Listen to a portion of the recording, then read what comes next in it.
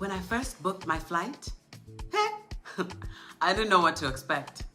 The headline screamed, "Crime, war, terrorism, do not travel to Burkina Faso." But I decided to go anyway. And from the moment I stepped off the plane, it felt like home. The people were beautiful, they were welcoming, they were patient, they were kind right from the very first moment. That was my true introduction to a wonderful stay.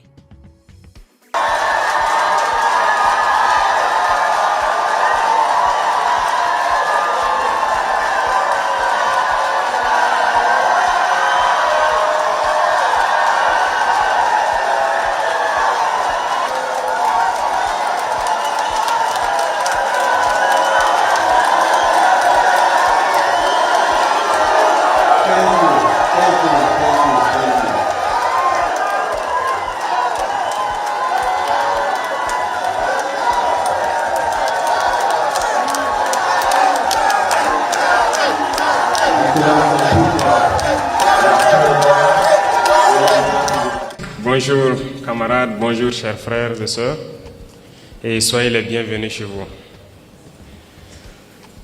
Je tenais ce matin à vous dire merci du fond du cœur. I didn't realize how historic this moment was until I turned on the TV one evening and saw us on Burkina Faso's national stations. Can you imagine? Articles online, reports everywhere. And that's when it hit me. This was history unfolding, and I was part of it. And the president mentioned that even he was watching to see what we were doing every single night on the evening news. So we are doing our part to bring development. We're bringing diaspora who are going to participate in building the Africa that we want, starting right here in Burkina Faso. At Azalai was so comfortable. The staff were gracious, attentive, kind. Every detail, from the hospitality to the food, reflected the heart of the country. I want to thank Dr. Arikana Chiombori Kwao, president of ADDI, a powerhouse of vision and strength. Dr. Arikana, I've told you before, I love you. You inspire me deeply. Thank you for your leadership, for ADDI leadership, and for bringing us together for this experience. When I first heard about this trip, I knew it was a calling. I knew it. And I'm grateful I listened to that voice and not the news and the media. Monsieur le Président, Ibrahim Traoré, merci beaucoup for welcoming us into your country and allowing us to become Burkinabé. Je suis Burkinabé. Je vous aime, Monsieur le Président. Merci pour la protection, votre temps et votre cœur. I'm trying, okay? President Traoré was with us for 1 hour. An hour. I was told he rarely even stays that long at any event because his safety is of topmost priority, and we know why. His message was powerful, his presence unforgettable. You just had to be there. It was electrifying. Everywhere we went, there was protection, there was security. Police escorted us to and from every single event we had, every single day. To the police officers and to the Burkinabe people who patiently waited while the roads were blocked to ensure our safety. Merci beaucoup. We also had the honor of visiting His Majesty Mogo Naba Baongo at the palace to meet the king, the chief of the Burkinabe people.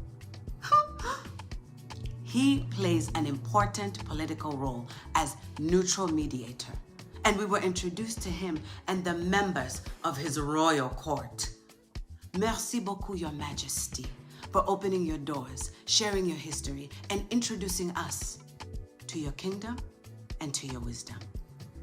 I learned so much about Captain Thomas Sankara, his courage, his leadership, and the freedom he fought for until his final breath. Sankara's first priorities after taking office were feeding, housing, and providing medical care to his people. and he prioritized education. At the museums, I saw his journey from boyhood to legacy. And his legacy still breathes through Burkina Faso today. He is proclaimed a hero of the nation. We explored new apartments and housing units in a fast-developing residential area near Ouagadougou, designed to represent the next chapter of Burkina Faso's development. We visited Faso Mebo, which means build the country.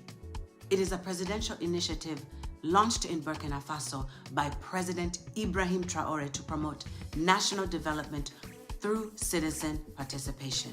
He told us about the call from the president. We said, yes, Ambassador, we are with you.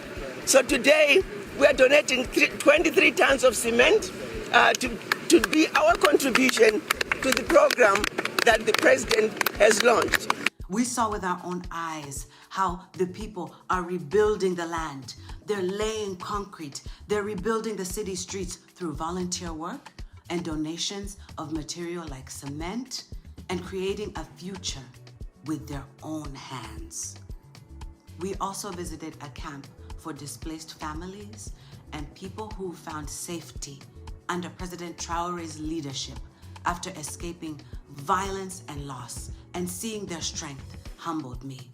We brought small gifts and small supplies of donations, not as charity, but as a gesture of solidarity to remind ourselves that we are one. To the Burkinabe people, merci beaucoup. You welcomed me. You danced with me. You laughed with me. You taught me your language, your culture, your history. You showed me kindness when I needed it most. And I will never forget that. I've been to many countries, but none have touched me like Burkina Faso has. And I truly felt the warmth of the people.